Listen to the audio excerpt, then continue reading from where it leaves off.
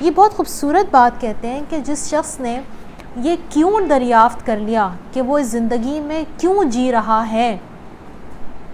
دیکھیے مجھے اگر اللہ تعالیٰ نے زمین پہ اتارا ہے تو اس نے مجھے یہ سانسیں، یہ آسائشیں، یہ اتنی سارے جو یہ پریولیجز جو مجھے بیٹھے بٹھائے مل جاتے ہیں، یہ ایسے ہی مل گئے.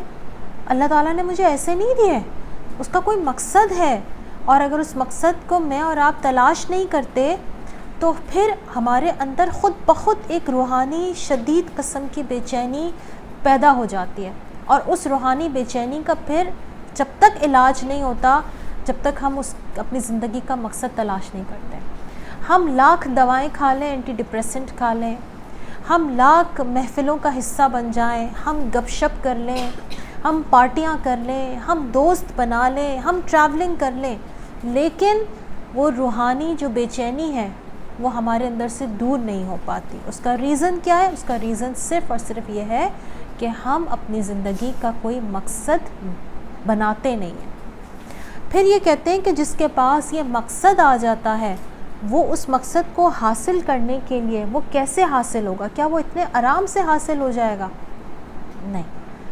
اگر کوئی چیز حاصل کرنی ہوتی ہے، آپ کوئی کھانا بناتی ہیں، وہ کیا صرف کہہ دینے سے یا ارادہ کر لینے سے بن جاتا ہے؟ آپ اپنے بچوں کو ایک کلاس سے دوسری کلاس میں جب وہ پروموٹ ہوتے ہیں، کیا وہ ایسے ہی پروموٹ ہو جاتے ہیں؟ پورا سال وہ محنت کرتے ہیں، پڑھتے ہیں، ایگزامز دیتے ہیں، اس کے بعد ان کو پروموشن ملتی ہے. اور وہ مائیں جو گھروں میں اپنے بچوں کو پڑھاتی ہیں وہ سب سے زیادہ اس خوشی کو محسوس کرتی ہیں، کیونکہ ان کو لگتا ہے کہ وہ کامیاب ہو گئیں. تو اپنے مقصد کو پانے کے لیے جب آپ کیسے سے گزرتے نا، کیسے میں نے وہاں تک پہنچنا ہے، میں کیسے پہنچوں گا، کیسے سے وہ اس کیسے میں بہت سارے ہچز ہیں، بہت سارے ہرڈلز ہیں. ٹھیک ہے، راستے میں پتھر بھی آئیں گے، کانٹے بھی آئیں گے، پتھروں میں نوک ہوگی، وہ چبھ جائے گی تو خون بھی بہے گا، دل زخمی ہو جائے گا، آنسو آئیں گے، دل چھوٹا ہو جائے گا، دل ملامت کرے گا کہ کیوں چلی تھی، کیا شوق آیا تھا، کس لیے قدم بڑھائے تھے. پھر کیا ہوگا؟ پھر ہم بیٹھ جاتے ہیں کبھی کبھی.